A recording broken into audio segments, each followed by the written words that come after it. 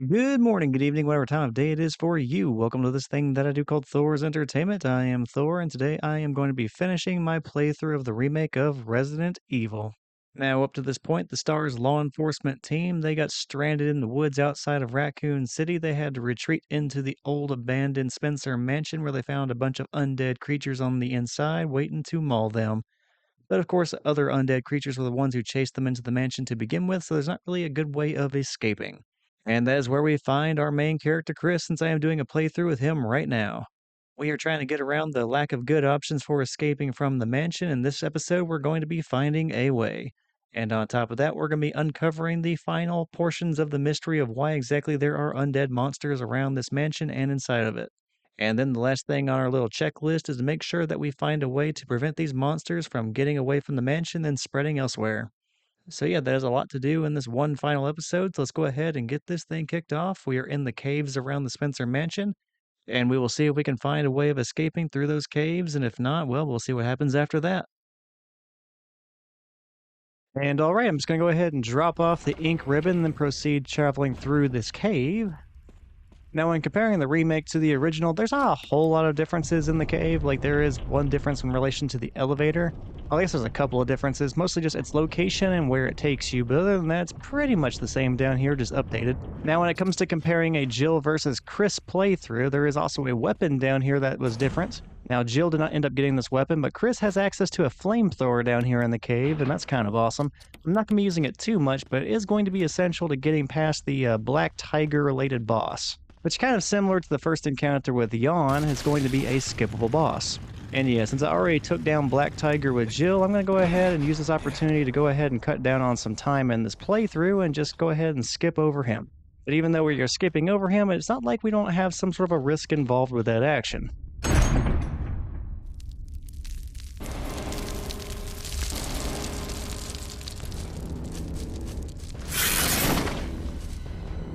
After all, we still have to get through the webbed up door before he ends up attacking us too much and possibly killing us. So we do have to be quick about it, and we could potentially end up taking some damage in the process. Fortunately, that flamethrower should help us out with that. And yeah, we managed to get through the encounter with Black Tiger, at least the first encounter, without taking any damage. Now, since we did not end up defeating the Black Tiger spider, which is a really weird statement to say, but yeah, the Black Tiger Spider. We did not take any damage from him, although we do have to go through that room again in order to exit the cave, so it's not going to be the only encounter we have with him. So we will see if I'm as fortunate trying to get through that room as I was the first time around. Oh, and I left the flamethrower behind on that gun rack lever because you have to leave it there in order to unlock the door and progress through the cave. I'll be picking it back up whenever I pass back through there, but for the time being I need to leave it there so I can continue to go into this area that would otherwise be locked. And now we just have one more boulder dash, and then we are good to go down here. Alright, easy enough, and now I'm going to go ahead and finish up this puzzle on this side of the cave, and while I am doing that, I'd actually like to bring up one more difference between the original and the remake of Resident Evil. And what I want to point out actually has nothing to do with the cave, but it's been on my mind most recently because of all the research I have been doing, just kind of refreshing my memory on the differences between the original and the remake. And what came to mind were the cinematics for the opening and the ending of this game. So here in the remake of Resident Evil, you have the opening scene where the Alpha team ends up showing up in the woods, finding the helicopter of the Bravo team, and then, kind of the rest from there. And that scene is completely in the in-game graphics for the Resident Evil remake. And the same is true for the endings of this game as well. The thing is, back in the original Resident Evil, it did not use the in-game graphics for its opening cinematic and its closing cinematics. Instead, back in the days of the original Resident Evil, Capcom did something a bit different. They went ahead and did a few low-budget live-action scenes. So with actors and costumes on camera, they went ahead and recorded basically everything that we saw at the very beginning of the game and what we've seen so far from the endings as well, to include a bunch of gore for the zombie dogs that would be on par for some sort of a B-horror movie of some kind. Like, it's pretty goofy, pretty corny, but I love it. It is definitely very representative of the time frame the original Resident Evil came out. The thing is, whenever I was doing research for the differences between the remake and the original, just to make sure that what I was remembering was accurate, I ended up finding a bunch of videos of interviews with the actors who were in those live-action scenes. And those interviews include the person that was portraying Chris Redfield, Albert Wesker, Barry Burton, and even Rebecca Chambers. And I have to say, those interviews were some of the most surprisingly entertaining things I've seen in a while. It's something I would not have discovered had I not done these videos and adding my commentary to them and eventually posting the videos on the internet myself. So during this part of the game, I figured I'd kind of bring that up because I just thought it was really cool. And their stories are pretty peculiar, and that's what stood out to me. Like the person portraying Chris Redfield in those old live action scenes, he had no idea he was even doing those scenes for Resident Evil, and he did not know that for about 15 years, at least according to him. And the reason for that being that in Japan the game is called Biohazard, and he just had no idea that Biohazard and Resident Evil were the same thing. It took him a really long time to figure that out, so ultimately he had no idea he had a hand in the humble beginnings of what would ultimately be a very successful video game franchise. Granted, it was a small role, but he did have a hand in it. So I thought that was kind of funny. Like, you have no idea that you were part of something that got that big. And then the interviews with the person who played Albert Wesker, they were pretty entertaining as well, mostly because the person who did that acting, he did all the interviews making sure that he was wearing sunglasses the entire time. It's a nice little nod to the fact that the character he was portraying, Albert Wesker, also wears sunglasses regardless of the time of day or whether or not he's indoors, just at all times. So that's a fun little nod. And then you just got to learn a bunch of interesting things about them as well, like the person who's playing Rebecca Chambers. She wasn't an actress, she was a model that's from Poland, and this was like one of her first acting gigs of any kind. And she had no idea what she was even going to be in. She just walked into the studio and then saw a bunch of animatronic dogs with a bunch of gore on them and just thought it was one of the coolest things she had ever seen. So that's kind of funny. Although I'd have to say that the most interesting story I heard was from the man who was playing Barry Burton in those scenes, because he also was not an actor. In fact, he was a teacher from Australia. He just happened to be teaching abroad and happened to be in Japan. He was doing like a 1-year assignment or something along those lines. And the funny thing is that the people working with Capcom, they designed the characters for Resident Evil long before they'd ever casted anyone to be in those scenes. So they knew what Barry Burton was supposed to look like based on their concept art, but they didn't have anyone who looked like Barry Burton. And apparently they were having trouble finding an actor that also looked like that. So I'm definitely going to be paraphrasing what this person who was portraying Barry Burton said, but his story was basically that he was just found on the street one day, and some representative related to Capcom found him and thought to himself, you know what, you look suspiciously like this person that we're needing to fill the role of. Would you be interested in doing this? And I just imagine that in the street, the person from Capcom has the drawing of Barry Burton in his hand, and he's just going up to strangers trying to find the closest fit he possibly can, and then stumbled upon this guy. In any case, the teacher agreed to this because he thought it sounded like a pretty cool opportunity. And then the educator with no major acting experience gets to come into the studio, and he's wielding the gigantic revolver of Barry Burton and just giving it his all. And that's kind of awesome. And whenever I heard this story, I just couldn't help but think to myself, like, what if you were a kid who ended up with this person as your teacher? Like, say, maybe it's 1999, with Resident Evil coming out in 1996, it's a few years old. Maybe you got it used and pretty good deal on it because it's a few years old at this point. And maybe you spent like most of your summer playing this game. And then the next thing you know, your summer vacation is over, you show up to school, and then you find out that your teacher is Barry fucking Burton from the very video game that you were just playing. Like, that is awesome. And then he went on to not really want to do anything with acting. It's kind of just a one-off thing that he had fun with. And then he went back to Australia, continuing his education in pursuit of eventually becoming a school principal. I don't know, that's just completely random and awesome, and this guy seemed to have a lot of fun with the idea of being Barry Burton. And he had no idea that he had fans out there in the world, and it's been really enjoying being rediscovered, and I really enjoyed these interviews. They were just really, really entertaining. And it was all being done by somebody else on YouTube. It's a channel called Residents of Evil, and they're a group that likes to do a bunch of different fan-made Resident Evil related things, and they just have a bunch of these interviews with these characters, these actors who portrayed these characters back in the day. And I mean, they seem pretty popular. Probably don't really need me advertising for them, but I found it really cool.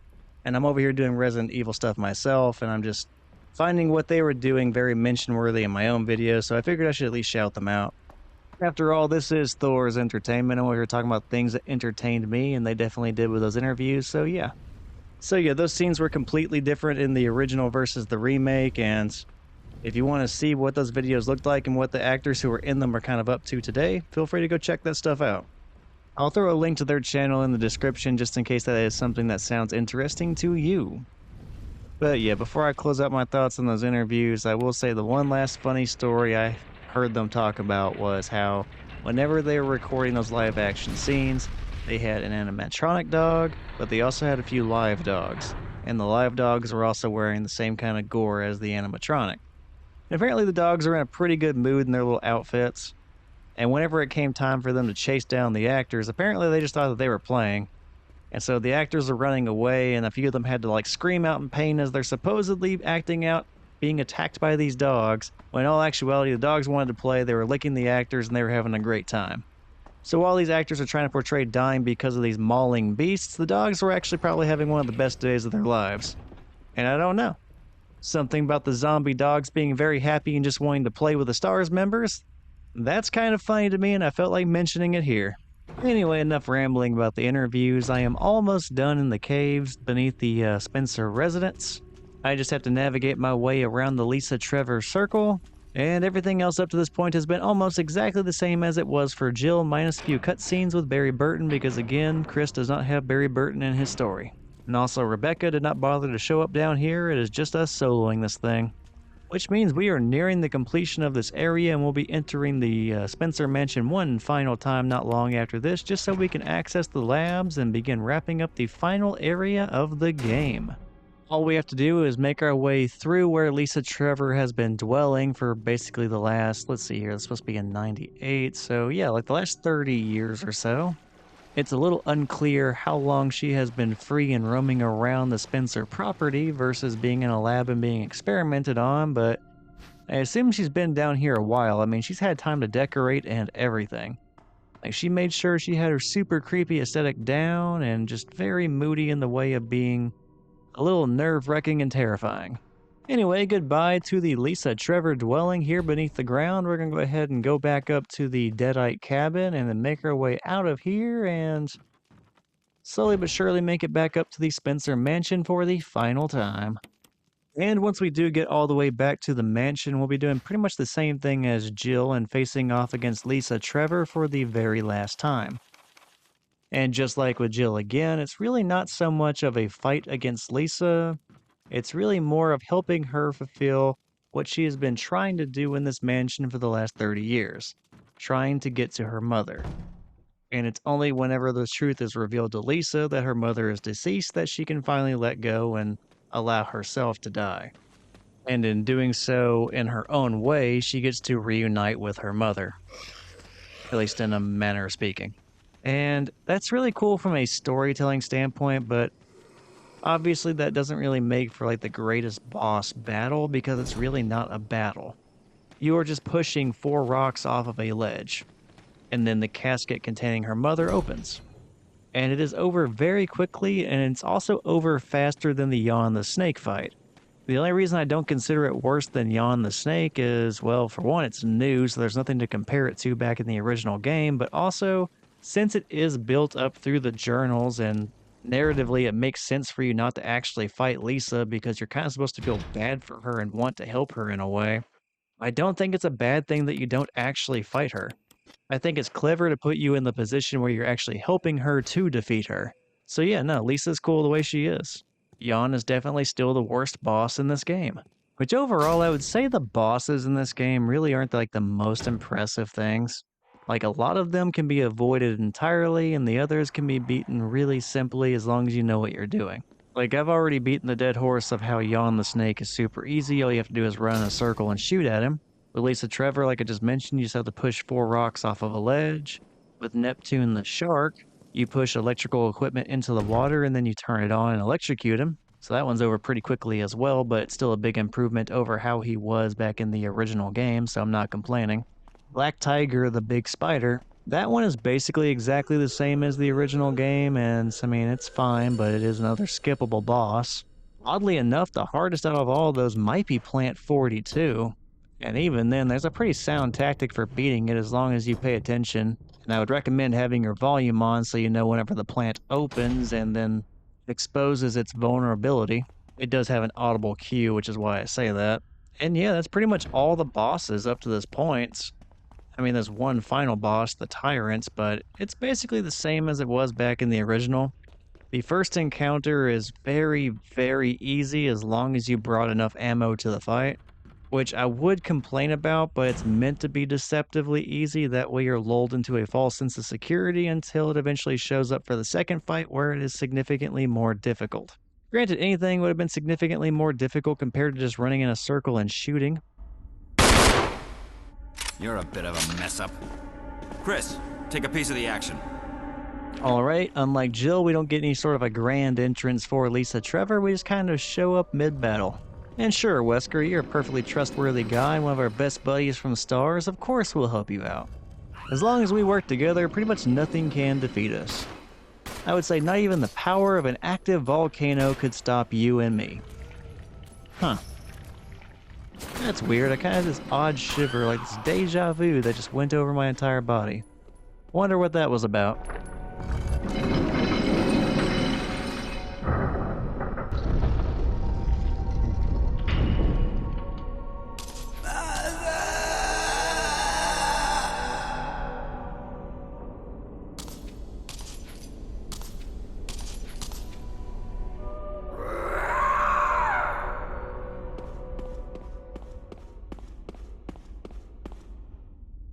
I'll investigate this area a little further. And just like that, we only have the boss battles with the Tyrant left to go. But yeah, I would say the very last fight with the Tyrant is still fairly challenging, especially when you factor in the time, especially whenever you factor in that there's a timer counting down. I don't know, I don't think it's bad, it's a good finale. And I kind of glossed over this part whenever I was playing as Jill, so I'll go ahead and explain it here. So we picked up the last books, volume 1 and 2. And even though they're called that, the cover of those books say Eagle of the South, Wolf of the North, or possibly the reverse of that. But in any case, it gives you a direction and correlation with the animal. And if you open up the books, you're going to find these medals, one for a wolf and one for an eagle. So using the context clues of the cover of the book, you put the medal of the wolf in the statue to the north, and you put the medal of the eagle in the statue to the south. And whenever you do that, this totally inconspicuous pool of water right next to a heliport, well, it opens up and reveals the entrance to the Arclay Labs. Now, to access this pool of water that is a secret entrance to the lab, back in the day in the original game, you did not need to go back to the Spencer Mansion and go behind the staircase in order to get here. Back then, you actually just remained in the caves, and rather than the elevator taking you to a location where you found Lisa Trevor, that elevator would instead take you to this little area with the pool of water. So everything involving Lisa Trevor, to include having to go all the way back to the Spencer Mansion and take this little detour to get here, yeah, all of that is completely new. But yeah, anyway, I kind of had to point that out. I still had a little bit to say about the bosses before I got sidetracked, so I guess I'll go ahead and finish up that thought while it's still in my mind. But yeah, overall, the strongest part about Resident Evil, oddly enough, is not its bosses, even if they are memorable. There are a lot more things in this game that make it challenging and a little bit tense just trying to survive, and oddly enough, the bosses are not really the big draw. I would say just the resource management and trying to evade just the common enemies that could be around any corner is probably more intense than the boss fights themselves. And running into this zombie is actually intentional. I wanted to use the grenade on him so his head explodes, and whenever I have to handle the nitro component later on, there is zero chance he ends up returning as a crimson head because again his head was blown off. So that may have looked awkward, but it was a calculated decision. And alright, we're at the computer where the username for the researcher is going to be John. And his password is going to be the word Ada, which happens to be the name of his girlfriend. And there is going to be one additional password, which is going to be the word cell, and that is spelled C-E-L-L. Now, regarding the initial username and password of John and Ada, all of that could be kind of figured out from this one journal that's in another room in this lab. It's called the Researcher's Letter. And I definitely glossed over that quite a bit whenever I was playing as Jill, to the point where I did not even bother narrating that journal. And the narrating of all the journals and letters and just all that stuff was something I really wanted to do for these playthroughs, so since I skipped over it earlier, I'm going to go ahead and just narrate the researcher's letter now. That way we cover that. And I mostly want to cover it because the references to Ada are kind of interesting and important for the very next game where we end up actually meeting Ada. Anyway, the journal or letter was titled Researcher's Letter, and it was dated June 8th, 1998. My dearest Ada, by the time you read this letter, I will no longer be the person you once knew. The results of my test came out today, and as I suspected, it came out positive. I feel like I am teetering on the edge of reason just thinking about my impending doom. I would give anything not to become one of them. As far as I know, you are not infected. I sincerely hope things do not reach such a desperate pass. But if it has turned out that you are now the last person remaining alive, I want you to get the material from the visual data room.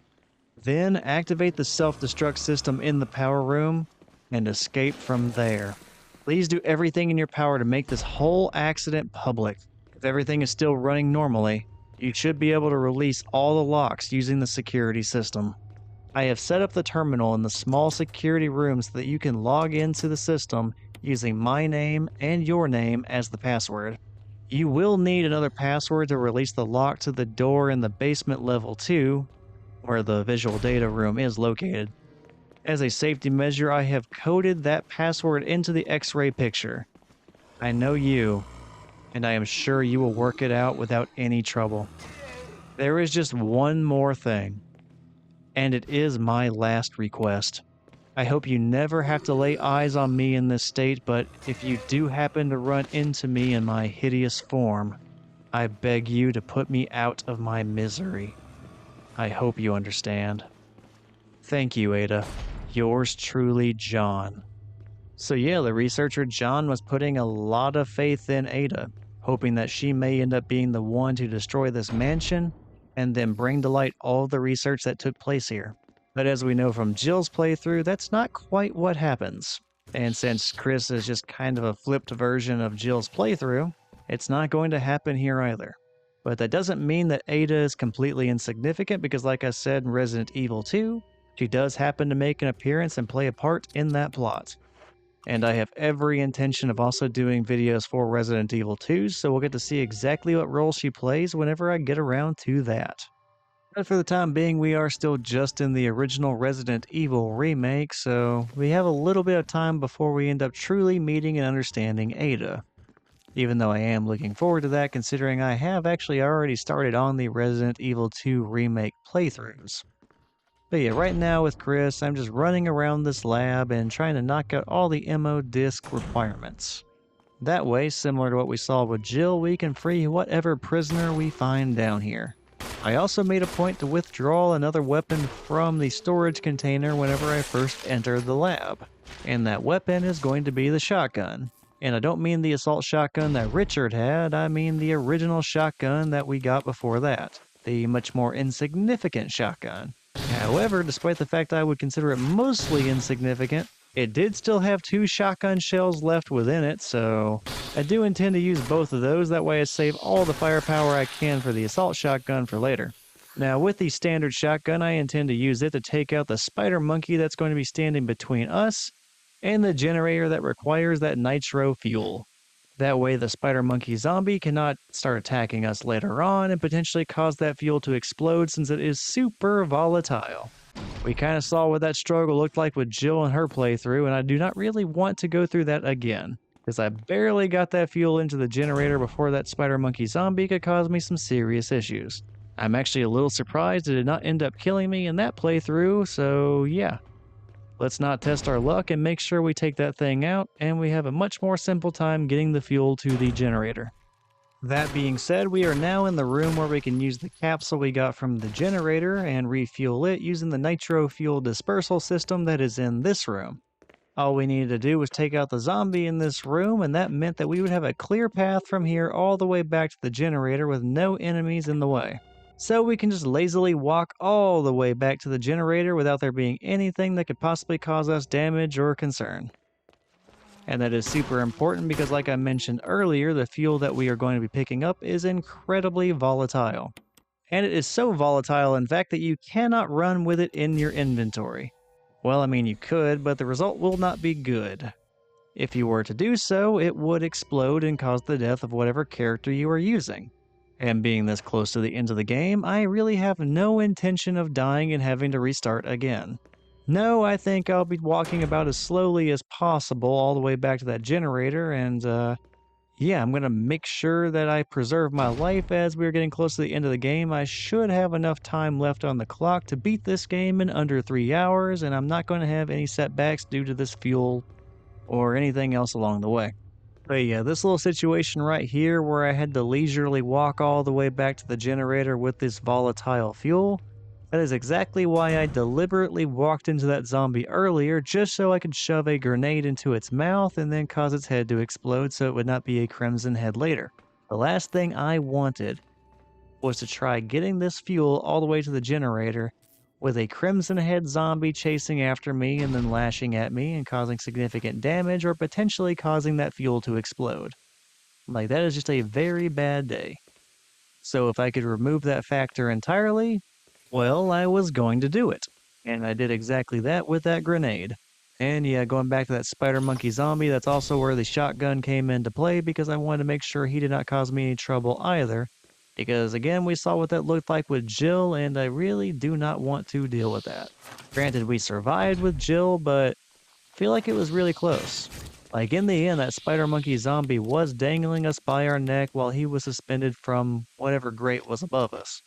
Like, it was a bad spot to be in, so I was very fortunate to have lived. And alright, that is going to be the very last MO disc, and now all I have to do is focus on restoring power to the elevator, and then it is time to face off against the final boss for the first time. And yeah, good job all around, Chris. For some reason, Jill kind of sucked at dodging all these spider monkey zombies, but so far you were doing a fantastic job both killing the one that you needed to for the fuel and also dodging all the remaining ones, so keep it up, man. I guess all of this sudden skillful dodging is the magic of selecting this character second. I mean, it's amazing what happens when you get some practice in with another character before picking up the other one. It's like I had the opportunity to kind of figure all this out, so I was not as bad about it the second time around. I do love all the signs of improvement considering it had been a really long time since I had played this game, and picking up Jill for the first time whenever doing these videos. Yeah, I was incredibly rusty, so I'm just happy that things are not so bad here with Chris. Alright, enough talking about the previous playthrough. This one is nearing its conclusion. Let's go ahead and check out this cutscene as we approach the end of the game. Chris! Rebecca! I saw you in the inner garden. I finally caught up. Well, I'm glad you're okay. No more following. Just stay with me, kid. That's my plan, sir.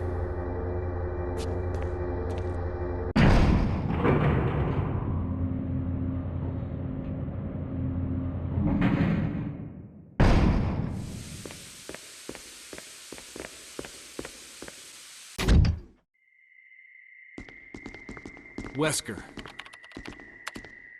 So you've come. Chris, you make me proud. But of course you are one of my men. Thanks. Since when, Wesker? I'm afraid I don't know what you're talking about. Since when have they been slipping you a paycheck? I think you're a bit confused. I've always been with Umbrella. And stars were umbrellas. No, rather, my little piggies. The Tyrant virus leaked, polluting this whole place, and unfortunately, I had to give up my lovely members of Stars. You killed them with your own dirty hands! You son of a bitch! No. Oh yes, dear. Just like this. Rebecca! Don't move! You... I don't think you want to die just yet. I have something that's of some interest to you.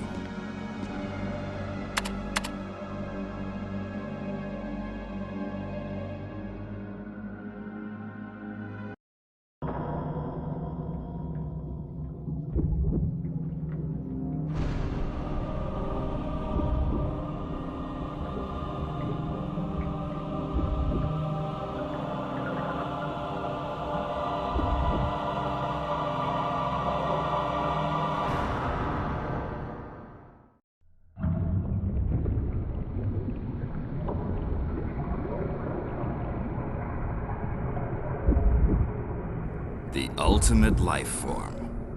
Tyrant. Wesker, you've become senile. Chris, you'll never understand. It's magnificent.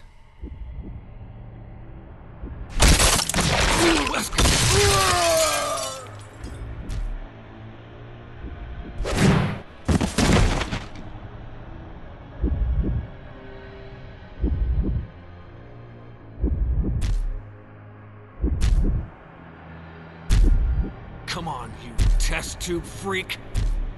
All right, Chris. Test tube freak is a pretty solid insult to be giving the Tyrant. Although I do need to deduct some points from your overall insulting score because calling Wesker senile is kind of lame. I have to say I enjoyed your dialogue about this situation more back in the original game. Back then you were insulting Wesker, saying that considering this failed experiment his savior was a really stupid idea. And I think that lands a lot better than calling Wesker senile.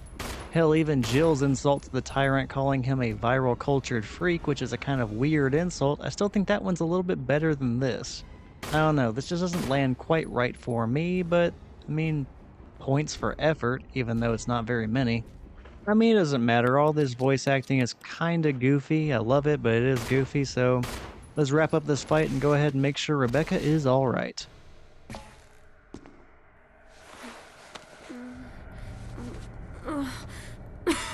Rebecca!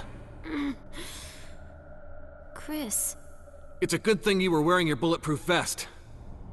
There's nothing left for us to do here. Let's get moving. Okay. Alright, now we're going to go ahead and go into the final sequence of the game. We're going to be escaping the labs and escaping the entire Spencer residence. All we have to do is make sure all the undead creatures cannot escape, and we also need to make contact with Brad so he can fly us out of here. So congratulations, Rebecca, we finally have something for you to do in this game. Granted, it is something that Wesker probably would have done anyway had we just waited longer, but you know what, now you're going to get the opportunity to shine. Chris? What is it? I found a file in the lab. Apparently, there's still a lot of Tyrant virus here. We should blow this whole place up. Right. The show must go on. I'll leave that up to you, Rebecca. I'm on it. I'll start the self-destruct system I found a little while ago. It's not like we're out of this yet. I'll see you on the outside. Outside.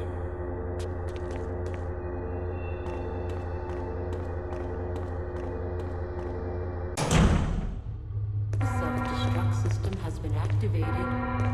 All personnel must evacuate immediately. So I definitely love joking around about the goofiness of the voice acting in both this game and the original. Like, I have a very fond place for it in my heart, and I have to say here I actually kinda prefer the original, not because it was better, but because it was even goofier.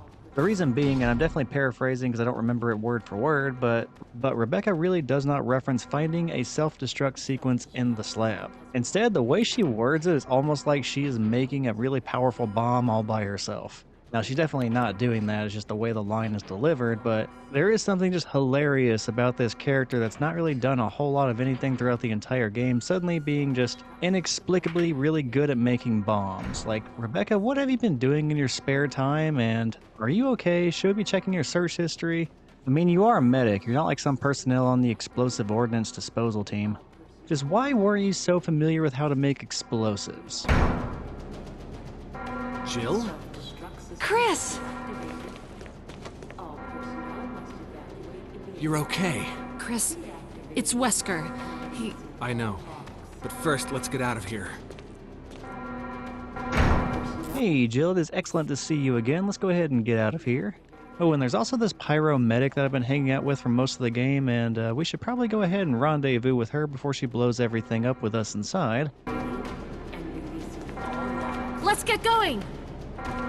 I'm not really sure how good she is with the explosives. I kind of just went ahead and trusted her without validating whether or not she knew what she was doing, so we might want to hurry. But yeah, apparently Jill is alive. I guess Wesker went ahead and took her prisoner shortly after we left the main hall after entering the mansion for the very first time. So yeah, while we were distracted investigating, he went ahead and took her prisoner, and she was here pretty much the entire game, just chilling and waiting for something important to happen. And then we ended up finding those 3 MO discs, and we used those to unlock her cell, and now we're all good to go and just hoping we do not get blown up. Of course, whenever I was playing as Jill in the previous playthrough, the role was reversed. It was Chris who was captured, not Jill. Which is even more way unexpected because in Jill's playthrough we had not seen Chris since the opening cinematic of the entire game.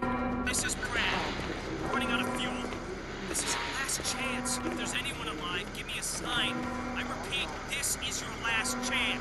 Like, he didn't even go into the mansion with you. It was Jill, Barry, and Wesker. So yeah, there were absolutely no hints that Chris was alive the entire game. At least here in Chris's playthrough, Jill entered the mansion with him, so we assumed that she was alive. We just had no idea where exactly she went to, and then we ended up finding Rebecca instead along the way, and speaking of which, where is she? The self-destruct system has been activated. All personnel. 3 minutes to detonation. The self-destruct system's activated. Good work! Brad's up in the helicopter. Those things are coming. I'll take care of them. But, Chris, you just get in contact with Brad somehow. okay. You know, I made this comment back in Jill's playthrough, and it's just as true now as it was then. Like, there is no reason why Brad never called for any kind of help. Like, whenever he flew away, he saw us being attacked by the undead dogs. I'm pretty sure he saw Joseph get killed. At the very least, he knew that one of the Bravo team members was dead in his helicopter. So, like, why have no reinforcements been sent out here to help us out the entire time? Now, sure, I'm speedrunning this thing in under 3 hours, but I'm pretty sure this game was supposed to be taking place over the majority of an entire night. Like, somebody could have gotten out here to help out. Even if they didn't fully know what was going on, they knew that there were officers down. And we know that you have a working radio. Like, what the hell, Brad?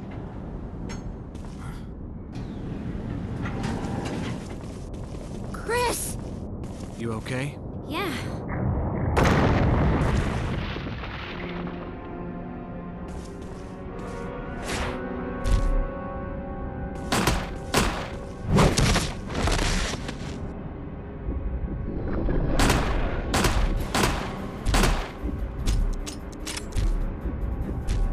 Oh, no you don't. That's our medic and questionable bomb maker. And, okay, never mind. Well, I was going to try to do the heroic protagonist character thing, but yeah, Rebecca still ended up getting the backhand of doom, so I guess joined the club alongside Chris and Wesker and Barry and Jill. Like, man, if you think about both of the playthroughs, pretty much everyone has gotten the backhand of doom from the Tyrant. Like, we know his killing move is to impale you with his big claw hand, but really? I think his signature move is the backhand of doom. And I tried to shoot him with the shotgun there only to find out that it did not fire and that it had no ammo left for that weapon, so yeah, we are down to just the handgun and what remaining ammo I have for it, which should be enough, but still, I kind of started to feel like I was cutting it a little bit too close with the ammo and began wondering if I had enough to do enough damage to the Tyrant within the time frame needed to get the secret weapon to finish this fight. I also keep kind of running towards Rebecca every single time he charges me, so I'm basically using her as a human shield right now.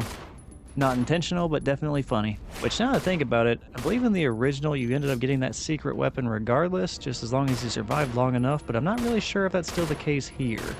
I know I've gotten it at varying times, which makes me think if you do enough damage to the Tyrant, it influences when exactly it gets dropped by Brad, but yeah, I'm not 100% sure how that works here in the remake.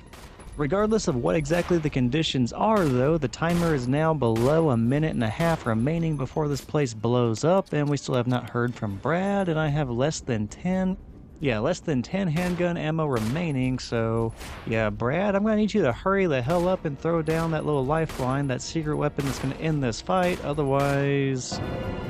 Chris, use it!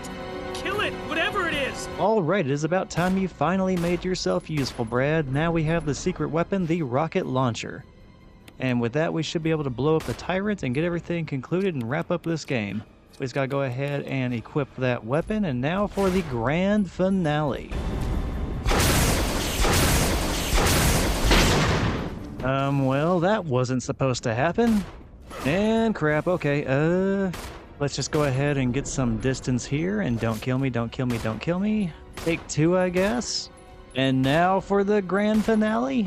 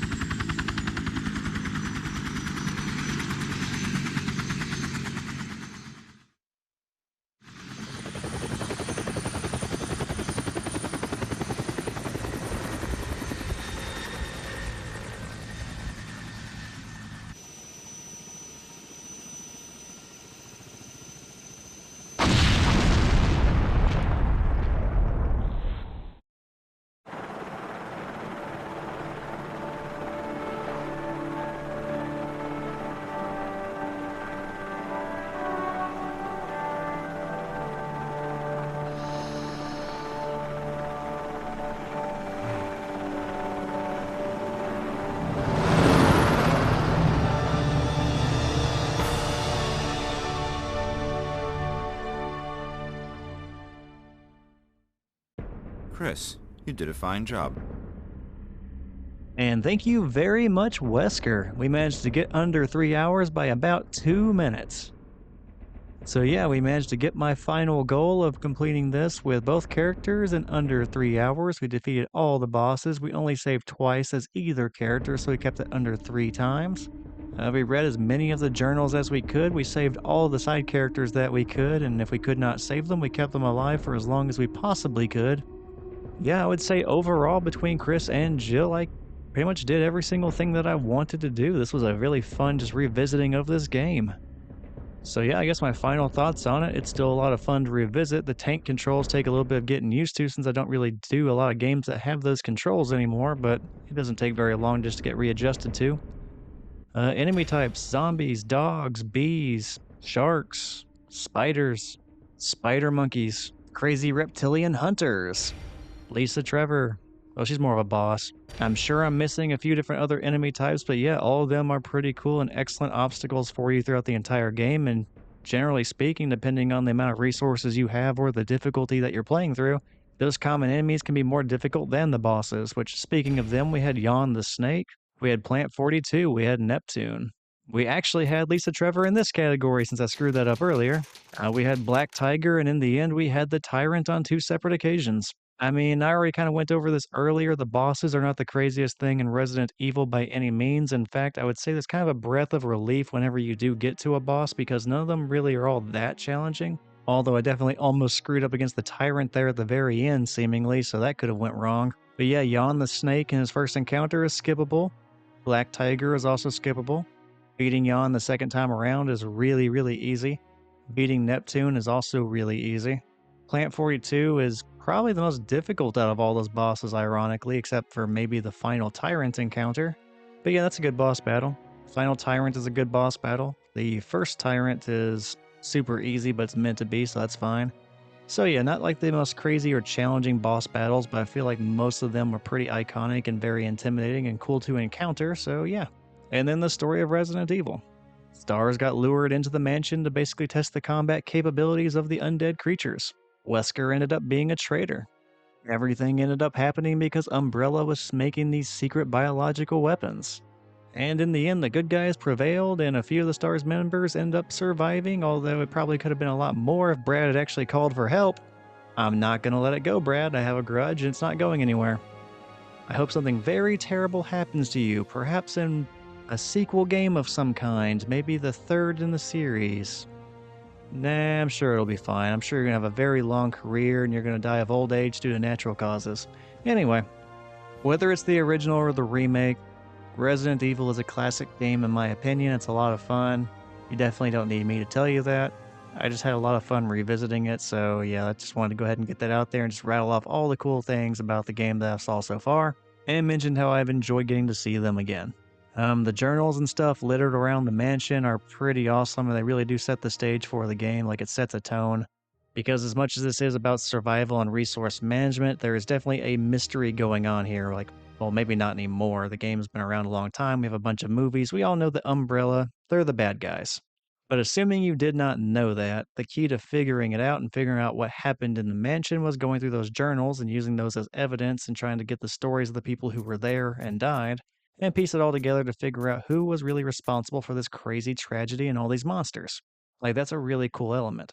The ones like the Keeper's Diary is probably one of the more iconic ones because you get to see the person diving into the condition of becoming a zombie. And then you have the ones from the Trevor family where it's back in the 60s whenever they were first building the mansion, and you get to see what that was like in the early days of the Umbrella experiments, and we get to see the aftermath of it with Lisa Trevor. Like, there's some really, really cool stuff here. So yeah, great game. I loved revisiting it. Hopefully you've enjoyed getting to see me play through the game with both Jill and Chris. If you did, feel free to check out some of the future stuff I'm going to be doing, because I'm not done with Resident Evil just yet.